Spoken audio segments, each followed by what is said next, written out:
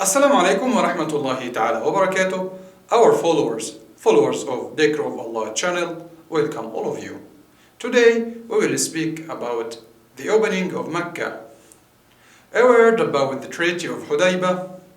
When the Prophet sallallahu alaihi wasallam made a treaty with the Quraysh in the year of Hudaybah, which was 6 AH.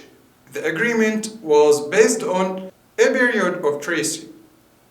The one who would like to be elegant to Muhammad is welcome, and the one who would like to be elegant to the Quraysh is free to do so.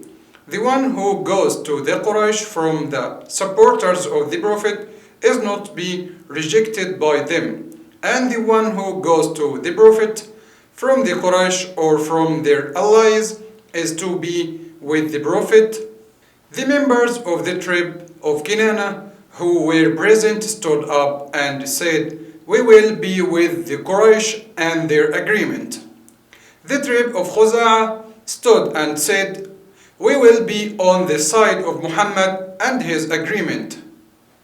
There had been an old alliance between Abdul Muttalib ibn Hashim, the Prophet's grandfather, and the tribe of Khuza'ah. This Amr ibn Salim of the Khuza'ah said, "It is not strange that I chose Muhammad, for it is the alliance set between my father and his grandfather."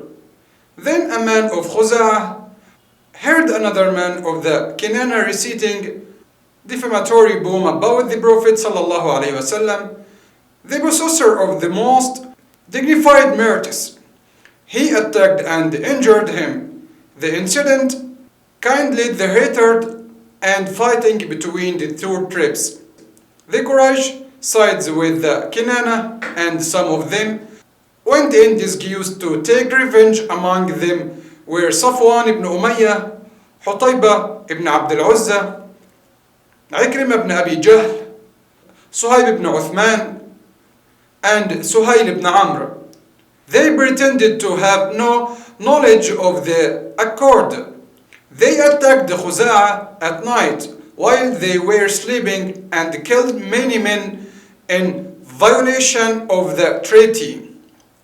Then Amr ibn Salim of Khuza'ah went to the Prophet asking for his help. He forced the Prophet to conquer to opening Mecca. The Quraysh were afraid that the Prophet would learn of their support of the tribe of Banu Bakr, for it was clear breach of their treaty and could provoke the Muslims and cause them to invade Mecca. Regretting what they had done, they sent Abu Sufyan ibn Harb to the Prophet to renew the agreement and prolong a period of truce. However, the Prophet didn't answer his plea. The Prophet ordered the Muslim to prepare. It was the habit of the Prophet ﷺ that whenever he wanted to raid somewhere, he would mention a destination other than the planned one. So when he intended to fight the people of Mecca, he ordered the Muslim to prepare themselves for a battle and hid the destination from them. He sent to the Bedouin and all Muslims that were living in the surroundings, "He who believes in Allah and hereafter is to spend Ramadan in Medina." So the Arab tribes of Aslam, Jifar, Mazyana, Ashga, and Juhayna complied and came to Medina. When the Muslims were ready, the Prophet ﷺ announced that he was heading to Mecca. Then he said, "O Allah, blind the Quraysh from any spies or news till we take them surprise in their ears and eyes, so that they see us suddenly and hear us without and previous knowledge." He assigned a group for every route to know who was passing by, and he told them, "Don't let anyone that you don't know pass by you, but send him back." Hutayb ibn Abi Balta'a message to the leaders of Mecca.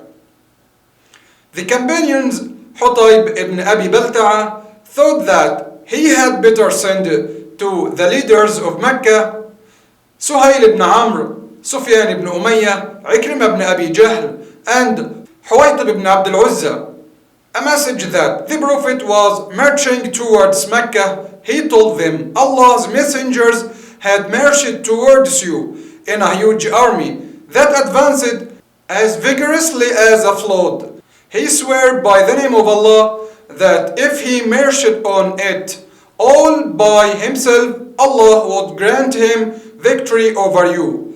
Fulfill what he has promised the Prophet to do to you.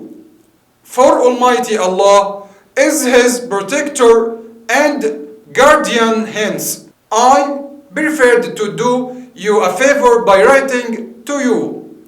Hutayb ibn Abi Balta'a thought about the person through whom he could send this message to the chiefs of the Quraysh. He remembered Sarah, a slave of some people of Banu Abd al-Muttalib. She was a singer in Mecca who came to Medina asking the Prophet for charity, for she complained of being needy. The Prophet of Mercy argued Banu Abd al-Muttalib to be benevolent to her, so they gave her clothes, money, and provisions. Hutayb trusted Sarah, so he gave her the message and 10 dinars, which contented her. She carried his message and headed to Mecca, happy with what she took from him and with an eye on the generous reward awaiting her when she delivered the message to the chiefs of Quraysh.